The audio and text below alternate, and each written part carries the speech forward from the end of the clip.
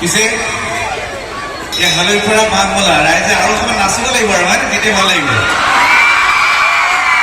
আজি আনন্দৰ দিন শতবৰ্ষৰ এই শিক্ষা অনুষ্ঠানটোৰ, গতিকে আমি সকলোৱে আজি একেলগে ফূৰ্তি কৰিম, একেলগে নাচিম, একেলগে গাম, হয়নে?